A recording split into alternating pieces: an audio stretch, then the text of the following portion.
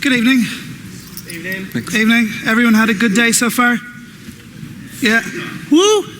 Woo! Yeah. So, this is a nice way to finish up the day, sitting down, having a beer. Don't worry, you'll get one soon. Cheers. Cheers. We're going to talk about frameworks, the good, the bad, the ugly, the downright awful. If you want to submit a question to us, you can tweet #UKFrame. We're going to be bringing the Twitter wall up in a second. But first, let me introduce you to who we have here today.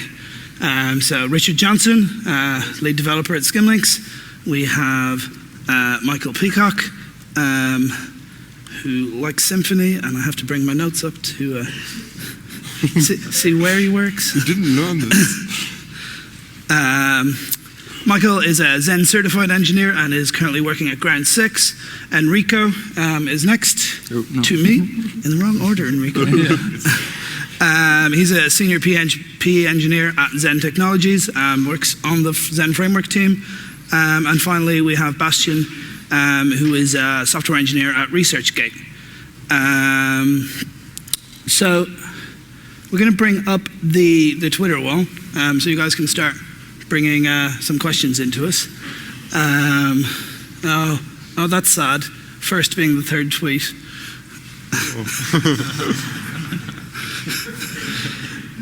But first, guys, why don't you tell us a little bit about yourselves? Yeah, why don't you go ahead, Richard? Okay, so my background, mostly in commercial PHP development, just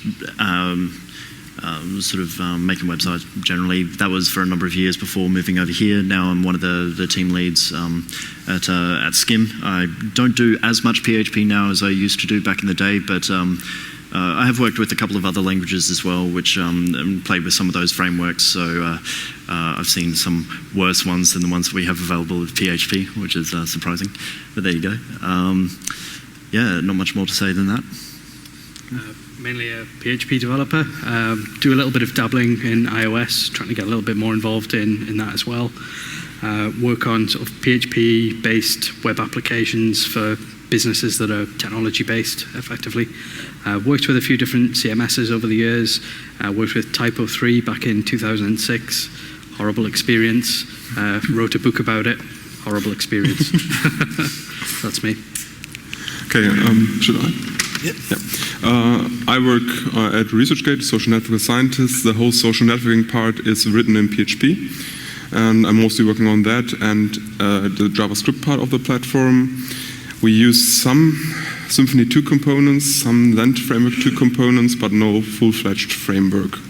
So that's a bit of my background. Before that, I worked at a German social network, like a Facebook clone, you could say, which is now sold to somebody, I don't know whom. And good for you. No, it was not founded, so not good for me. I just worked there for a few years.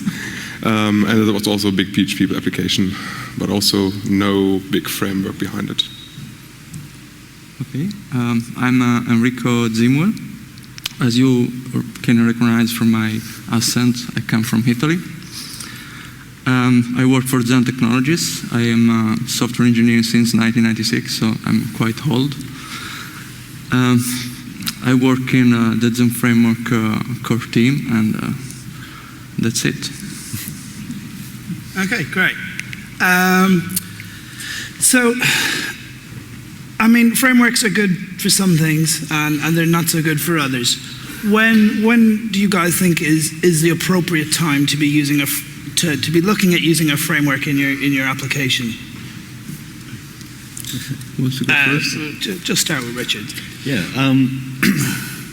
I guess it really depends on the use case that you're trying to fulfill. Like if you really want to jump ahead and get something up really quickly, then a framework could be a huge benefit for that. It's also good in that a lot of the frameworks will address a lot of the underlying sort of issues with PHP as a language, right? Which can be quite handy. So in that regard, quite good. But also they get in the way when you're trying to do something small and lean. Then it can be really cumbersome. But yeah, so. I think it comes down to the amount of flexibility that you want with whatever you're building, really. If you want something, as just said, if you want to get cracking with something quickly, framework's great. But if you need that fine level of control about exactly how this bit of your application works, then maybe a framework's not the right route. I would also add, if it's a very short-lived project, like only something you would develop on for 2 weeks or 4 weeks, then it's probably the only thing you can do is actually use framework. Otherwise, you just spend your time handling the fundamental stuff of HTTP in your application. Or if it's internal tools that you will want to build quickly to do some internal stuff for, then it's also probably quite good. If it's a big application that you want to maintain over years and also something that has to scale for lots of users, then you quickly run into limitations of frameworks. You should always use a framework, of course, and especially Zend Framework. No, I'm joking. Of course, you have pros and cons using a framework. And one of the best things about using a framework is, using a standard. Especially if you work in a team with a lot of people, standards are very important. So another point. To use a framework is to don't reinvent the wheel. So if you use a source code that has been tested by thousands of people around the world, you are quite sure that you are building on something that is good, that is stable. So this is very important for the business, because we are here to write application for business, not for pleasure. That's very important to remember. So these are the great points, in my opinion, to why we should use a framework. Of course, you have also the cons to use a framework. For instance, you have to study the framework, so you have to spend time to learn the framework. So that can be sometimes a bad things. But if you invest in this kind of activities, for sure you will take the benefit in the future. So, I'd just answer that. I totally agree with all your reasoning. I would just say the conclusion of it, I would draw is a different one, because if you look at the modern next generation frameworks that are coming out at the moment, or came out in the last 2 years, like Symphony 2, Zend Framework 2, they are very much componentized. So we have small components, and actually can use some of these components without using the full-fledged framework and limiting yourself to doing it exactly like Symphony or exactly like Zend Framework is doing. Yeah, right. I mean, a framework is a tool. Yeah. If you want to use it because you simplify your life, because you just need a couple of components, you can perfectly do this. And now with the Composer and packages, it's very simple to do. So you've taken the decision and you're going to use a framework, and you put it into your app, and then they release an update that breaks backward compatibility, and no one then updates to the latest version of the framework. How do you avoid this problem? What do you guys think? Avoiding the problem. Yeah, I mean, obviously that's something that you need to, this is where good sort of testing comes into play, right? Upgrading your framework, make sure you test it there, they can cover that sort of, those edge cases, but, you made a decision to go with that framework for the extent of it, so that's what you have to take. So write your own unit tests for the framework. Well, yeah, get your testing right. Yeah. Basically, if you have like integration tests, you're actually testing also the framework with it, or if you're having like Selenium tests or something, you're testing the framework with it. So maybe not unit testing it, but integration testing it. I think you've got to be very careful with the sort of plugins and modules that you choose to use within your framework as well. Make sure that they're actively maintained, or that there's a lot of contributors there, so that when there is an update, there's people there that can work on it. If there's a security issue and something has to be upgraded, you know that there's people there. One of the good things about a lot of the components that are out there, the likes of Symphony components and that sort of thing, is on GitHub now. You can see if they're actively maintained. There's a little green badge just next to where it says build passing that a lot of these tools are putting in place. So make sure that your modules and plugins are well maintained, and that you know that you can rely on them when that time comes. And that's how I would try and avoid it. Yeah. Even I know that in Zend Framework 2, so basically we break the compatibility between Zend Framework 2 and Zend Framework 1, and that's because of technical reason. So basically we prefer to see to the future, so starting to use PHP 5.3. That's why it's not possible to execute application written in Zend Framework 1 with Zend Framework 2.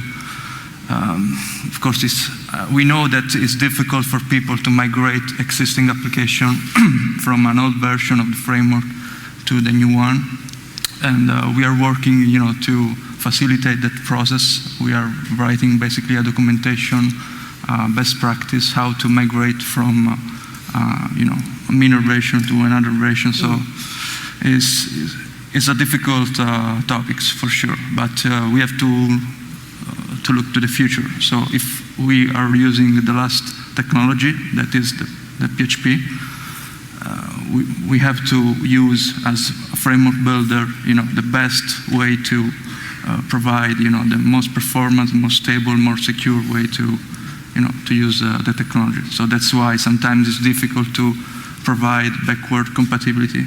So we try, but I have 2 points to add to this. First thing is that it's probably the worst decision to not upgrade at all, because then you also don't have all the security fixes in it and probably have known security holes in your application. And the second thing is that you should try to write your actual business logic code as much independently from the framework you're using as possible, so that it's hurting not so much if you have to exchange something or upgrade something and interfaces change. So for example, if you use Doctrine as an ORM layer, you should actually separate the code that actually does the Doctrine stuff from your business logic that actually operates on the data. So what's the worst experience you guys have had with a framework? Where have you gone into some code and saying, what the hell is happening here? What do they do? Have you seen Zend Framework used in anger? No. No? Everyone is happy. Every Zend Framework experience is amazing. No, I mean, as I say, it's difficult to jump. I think this is, every programmer, every developer is convinced how to build stuff. So if you look to something different from your code, the first approach is always, what's going on here?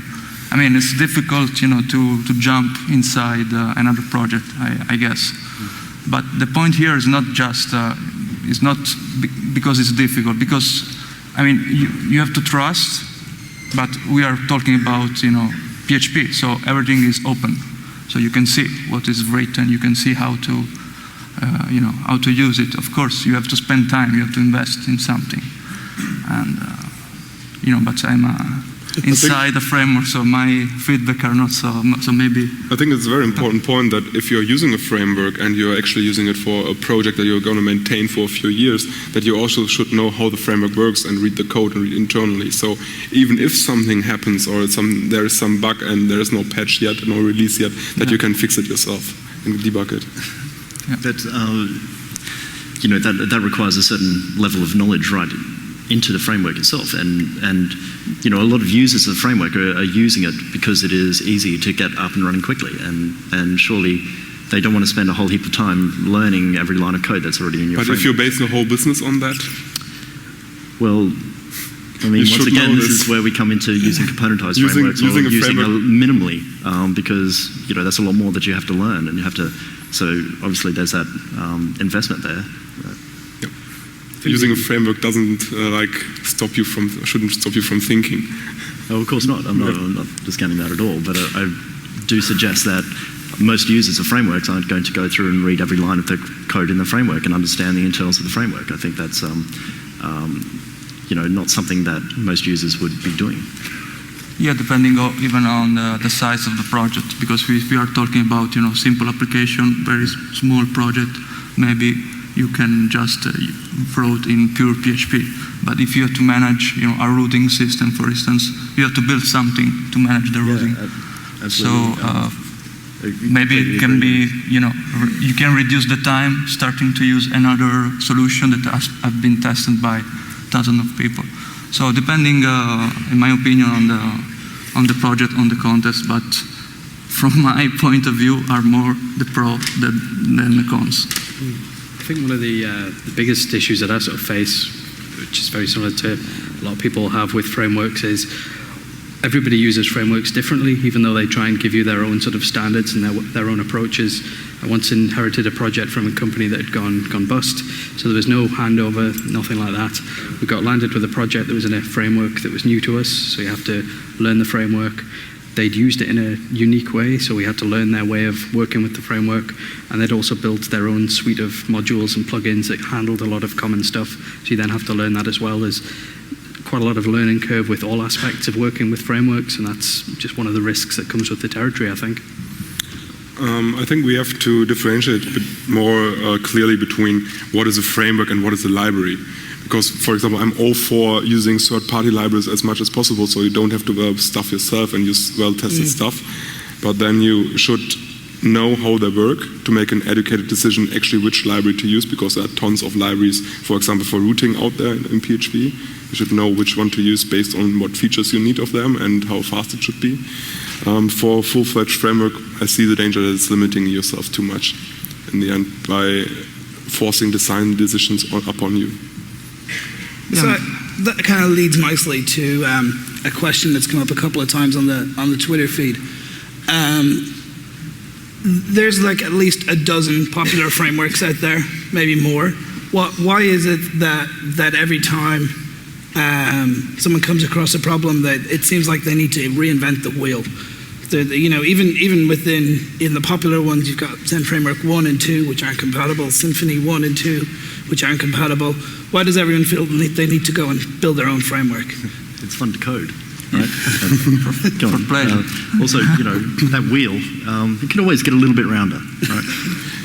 I think also it was because in the past, oftentimes existing solutions were not discoverable easily, because maybe it was on pair, but probably not. Maybe it was somewhere on GitHub, probably, I don't know, or somewhere on SourceForge, and maybe lying around on some zip file on some FTP server. And therefore people just thought, okay, nothing is there, I can't find anything, and I'm just building my own.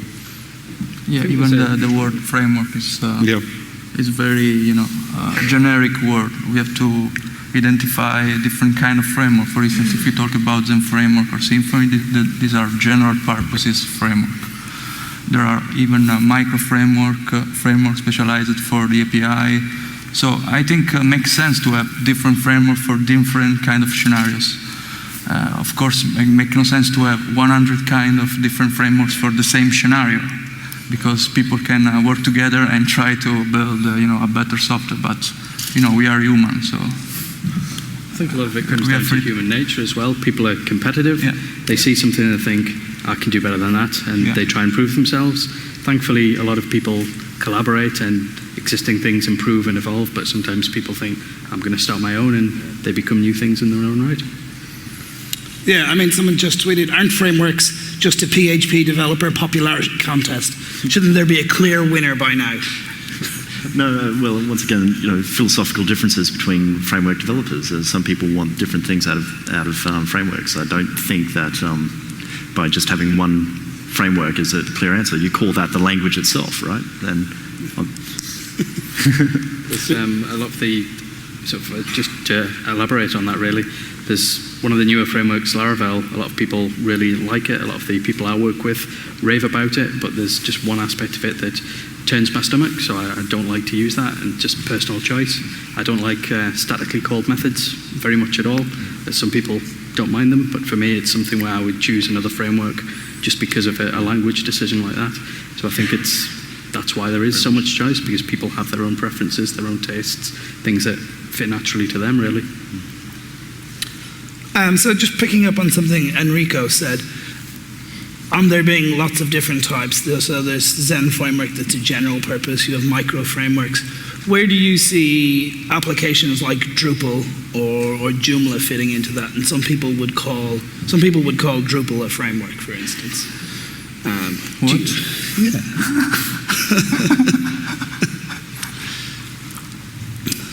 make no sense. I mean, Drupal or Joomla or CMS, content management system, are not framework, are not for PHP developer. I mean, if you have to create a CMS, maybe you can use You can write plugins for it.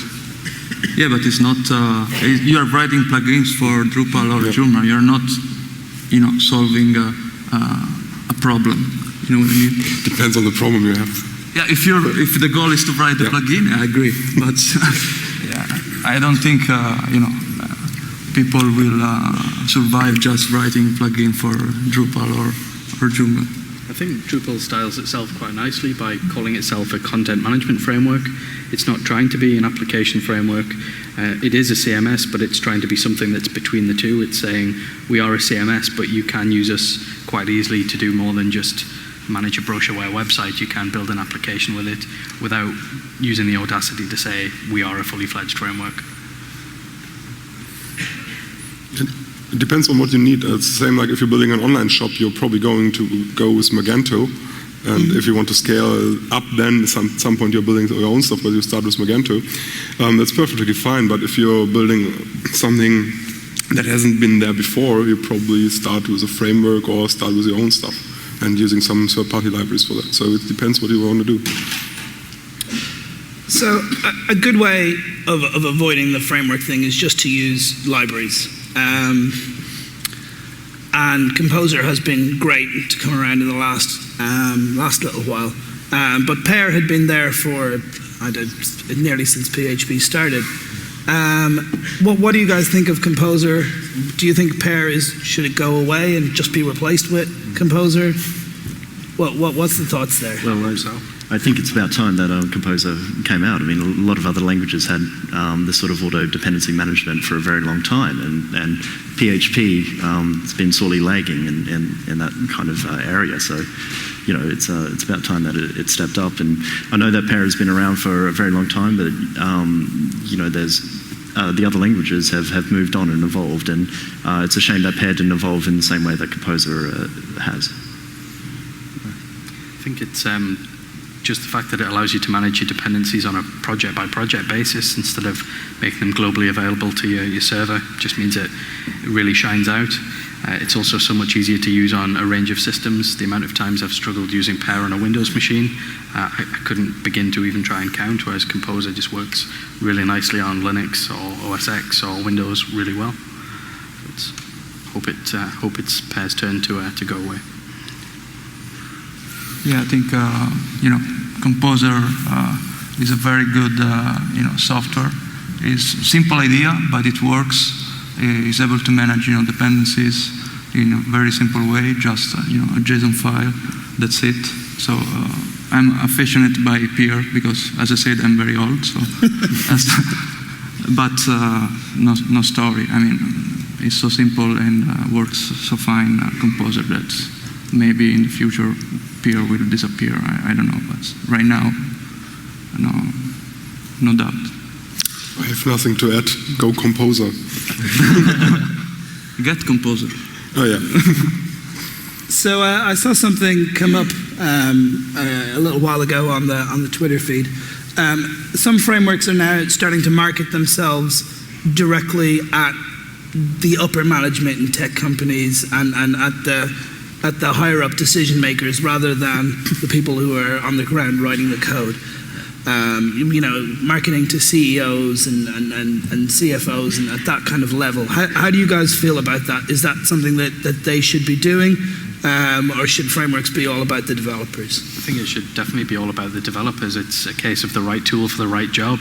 If it's something that's dictated from above, it's rarely going to be the right tool for the job. It needs to be something where it's carefully considered and given the right level of thought, and only the people who are going to be using it and understand the implications are the people that can make that decision. Understandably, management might have some involvement if there's some bigger picture thing that they need to be aware of, but it feels like the wrong way to go, definitely. Yeah, but when you have some frameworks doing marketing and other ones not, at the end of the day, the ones that are going to shout loudest are the ones that are going to get there. Just because fundamentally it's a bad idea and it should be left to the decision maker of the developer doesn't necessarily mean that that's going to be the case across the board, right? Like, it's a nasty world. True. There's probably something seriously wrong with your company if your CEO dictates what framework we use without consulting the developers.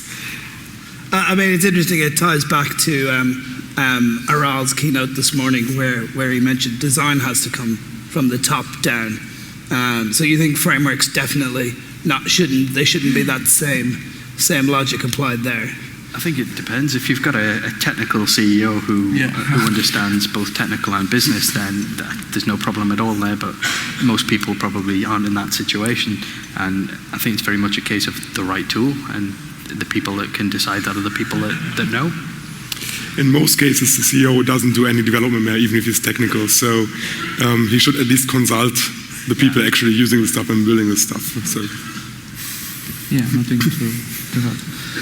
So, I mean, I think it would be difficult to ask you guys what's the best framework out there. Why it's different? Because it depends on the scenario you're using it for. What's the worst framework you've seen? .NET.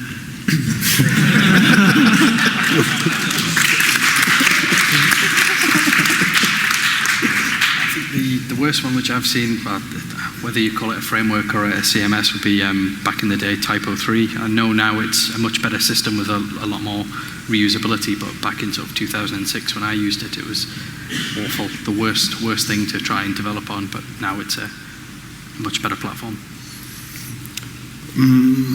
Hard to say. I have some aversions against Cake PHP when it was still used a few years back. I know I didn't like it, but it's just personal taste. Zend Framework 1? Yeah. Yeah. No, I mean, Win. good, thank you. I mean, it's of course difficult to answer this kind of question, especially for me. What can I say? The worst framework is the framework that is managed by one or two people and is used by hundreds of people. So maybe that's the worst framework. So, how important is the framework's documentation to your choice to choosing a framework? Is it important that everything be kept up to date, or is the point you're using the framework is so I don't have to worry about that? Documentation is important. Not the most important thing is that it actually works and fits your use case, what you want to do. Second thing would be then documentation, I would agree, because if the documentation is totally wrong and if the code is well documented and has nice docblock annotations, it's actually very easy to understand and it's still okay. But if it's a big mess and then also big mess in the documentation, I wouldn't use it. It's absolutely important, and we come out with Zend Framework 2 in September of last year. And we come out without a good documentation, and that was a mistake, basically. So we are working now to improve the documentation, but it's definitely one of the most important things, because people have to start to use the framework, so documentation is very important. Of course, even the source code are so important, because if the source code are written, using a standard, are clear, you can just jump and look inside, the source code. But for sure, the documentation is one of the most important parts. I'd say it's an essential aspect, really, because you've got to think about more than just yourself. It's not necessarily just you working on a project. You might have other people. They might be able to learn at a different pace. So if there's much more resource out there to help anybody else working on the project, and also 6 months down the line, it could be somebody else's project. You want to leave it in a state where somebody that's never used that framework could pick it up, just to make it easier for everyone, really. Yeah, absolutely vital. Documentation, of course, is going to be pretty much the first thing that everyone reads, that everyone goes to.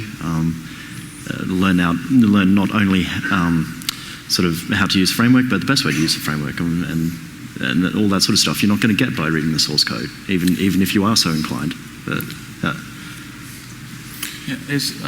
if I can add something, it's very difficult to write a good documentation, because a good developer it's not guaranteed that it's a good technical writer. Yeah, yeah. you know. So that's why we fail sometimes because you know.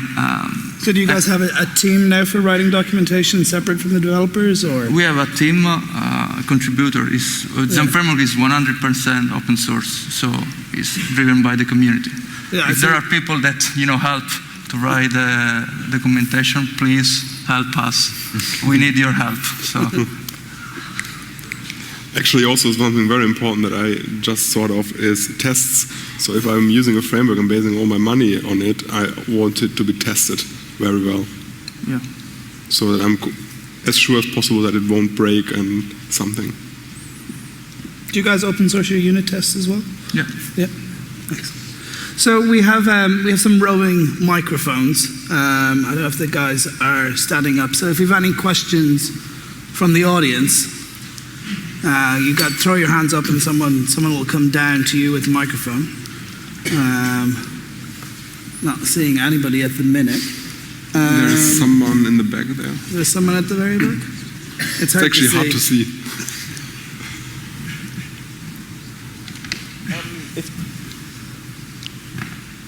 Just give it a sec. Yeah. If doing a new application and you've chosen the framework of choice, when would you decide to go with the latest potential beta version of that versus the proven version? Like we got bitten a bit with the decision to go with Symphony 2.0 when 2.1 was in beta. Zend 2 is the same. When would you base your application on a beta, knowing that in 6 months when you roll it live, that will then be the release version?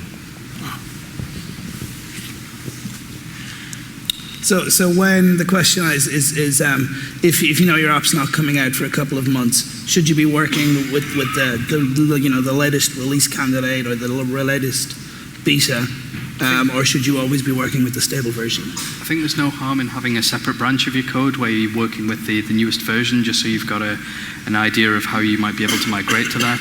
But you don't want to put your stakes on the fact that they'll release before you. What if they don't? You don't want to guarantee. There's nobody to guarantee that. So you may as well go with what's proven, what's stable, what you know will work when you roll it out to a production environment. And then if it gets released before you're ready to roll out, you've got an investigative branch where you've already tried playing around with that framework and have some ties that you might be able to migrate with. Yeah, I mean, when you're looking at selecting a framework, obviously the lifetime of that particular version of the framework should be a very important factor in that consideration. I would definitely go with the stable one, the one that's there at the moment, unless there was something really attractive about the new version coming out. Some really strong reason to do that. I would stick with what's stable and make a decision based on its support lifetime. Do you think framework should be looking at similar to how operating systems do with LTS support for certain versions of the framework? Yeah, I mean, it can be a good idea. My suggestion is always use a stable version. Always try to be updated with the last version of the framework. I don't know why you are. A bad pun, not worse. Yeah.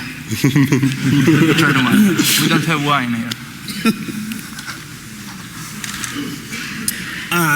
Any more questions out there? We got one here right in the front. We can get a microphone too.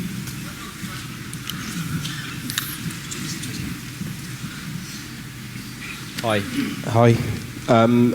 Which frameworks have been around far too long and are far too bad and just need to go and die in a fire? Wow. Zend Framework 1 again? Yeah. Yeah. Thanks again. I think I'd be inclined to say the likes of Codeigniter and Cake PHP. Too many intricacies in there that need to go away. Richard, I know you're no big, comment. Big fan of Codeigniter. Oh, It came up a couple of times in your talk. I tend to agree that. No, I don't want to say that strongly that it should burn in hell. Really, I wouldn't say that, but yeah. there's definitely the Zend Framework one was one that I had trouble with and wouldn't mind seeing the back of. Yeah. All of them. All of them, no. In the end, if even Zend Framework 1 or Cake, if it really works for you and you are having a old legacy application and it's stable and everything, why should you change it if you're happy with it? And if it doesn't limit you, so... Is that the Unicode character for beer there? Is that... Someone, yeah, we're not running this on a Mac. So. Yeah. Nice frame. So some people would say framework is, I mean, it's good for across a larger team because it helps define a set of conventions. Do you think you can achieve the same effect just by having some good documentation and just going, this is the way we code, and then you don't need to use any framework? Yeah, why not? Yeah? Yeah. But Zend Framework is not just me or Symphony, it's not just Fabien. It's hundreds of people that think, that propose, that improve stuff. So why not reuse this, effort? That's the point. I think particularly thanks to the standards that the framework interoperability group have been putting together, it's much easier to work without a framework or with a series of components with some nice standards already in place that can help you put something together that a whole team and people in the future can work on. Yeah. Cool. Any more questions in the audience? Please, bad question. Bad. Yes. I'm sure you guys have one. Aggressive question. Is there one coming at the back? Zend Framework sucks. Something like that. Zend Framework sucks. Oh, okay.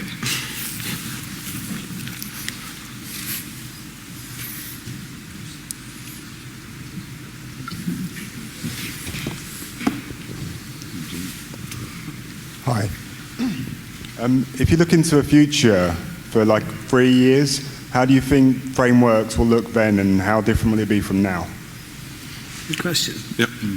I think that we will more and more see frameworks that are not only handling the server side of an application, but combine client side, what happens in the browser in the logic, and server side, so that you don't need to handle all this communication stuff between browser and client so much. So we're probably going to see a lot more of that stuff happening in the next years. Just like .NET.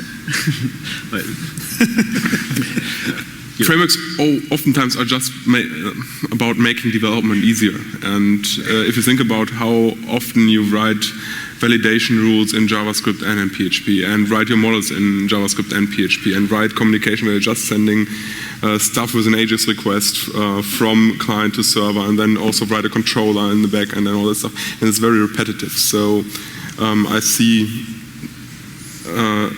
some benefits for frameworks that are tackling that problem.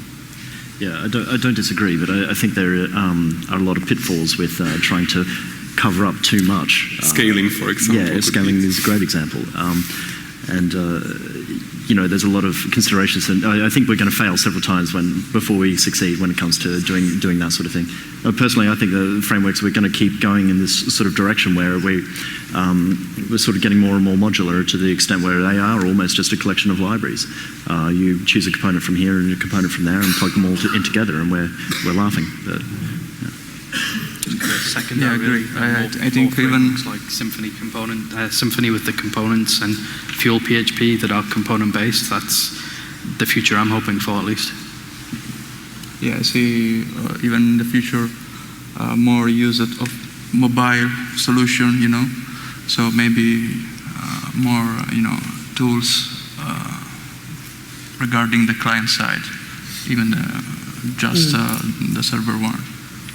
So we all know that Ruby on Rails doesn't scale. What do you guys think of frameworks in relation to scaling in PHP? Is there certain frameworks that you should avoid if you think you're building the next Facebook, or is there some frameworks that do it particularly well? If the framework is written in a good way, it scales. We put a lot of emphasis, a lot of effort in Zend Framework too. That's why we spend a lot of time basically to rewrite from scratch the internals, the engine of the framework, especially for big applications. So, and we have even a lot of big enterprise companies that are using Zend Framework for giant applications. So it can scale if you know how to use it. It's PHP code. I mean, You can always add hardware. Just add more servers. Job done. I think when it comes to scaling, you've got to really know the internals of the framework that you're using, because the likelihood is, while there may be some provisions to help scaling and help with performance and that kind of thing, you're probably going to be the one that's going to need to go in and look at the nitty-gritty of why that particular query or why that bit of code isn't functioning as well as it should, and hopefully contribute that back to the community as a pull request. But I think you're really going to need to know the code that you're using, as opposed to just going, let's use this framework and hope it scales with us.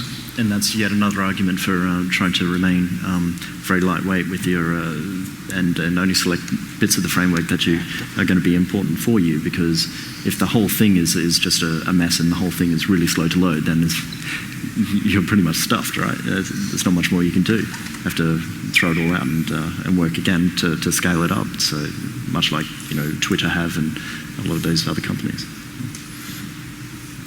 Excellent. So any more questions from the audience? Yeah, we have one coming from the back. Hello. Most of you, apart from Bastian, are like backend developers, or at least related to frameworks which are more backend. I would like to know, how do you see the appearing of all these JavaScript frameworks like Node.js or Bootstrap, who are like more or less removing the backend from the scope, like connecting directly to databases? I'm sorry, but the lag makes confusion. So first, small correction, I'm also doing lots of backends, probably 80%. So I'm not like a pure front-end developer. Second thing, Bootstrap was the CSS framework, and Node.js is actually also backend. So I think he's probably referring to tools like Backbone, and Backbone's now being replaced by Angular. Is that what people are using? All the cool kids these days? Yeah. So how do you guys feel about the fat client and this trend of single page web apps now? Will we all be redundant in 2 years' time? This sounds very Web 2.0 kind of reminiscent, doesn't it? The fat. I would say 3.0 at this stage. People have been talking about the fat client since back then. But yes, I think with more JavaScript frameworks, we're kind of losing the view when it comes to a lot of these. The PHP frameworks, at least, and instead we're just creating sort of RESTful web services that are going to be consumed by JavaScript apps, and I think that's a positive thing. It makes our life a bit easier. It's a bit less to worry about. Also, in the end, there is not back-end and back-enders and front-end and front-enders, and they have nothing to do with each other. In the end, you're building one application. So it's actually important that the whole application works and has a nice usability. And if it makes sense to do, what is it?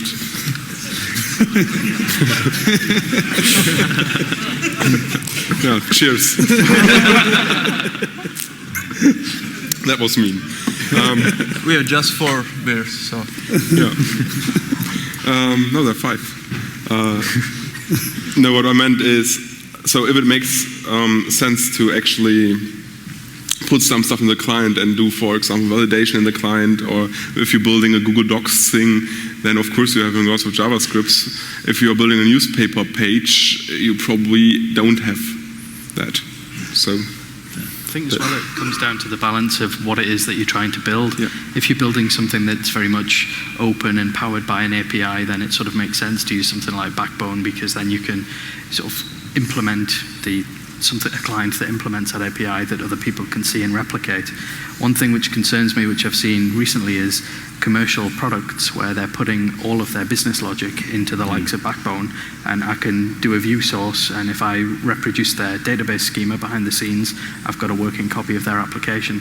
I think there's a balance to be had, and it's just to try and be careful of that balance, really. Sounds like fun. Yeah. I mean, the future is quite clear. More client, less server. Server side more focused on API, especially for mobile application. So that's the future. So and the present. The present. Yeah. So I think we've time for one more question. There's one more audience question. No, we're good. Okay. Thank you very much, guys. Cheers. Thank you. Thank you.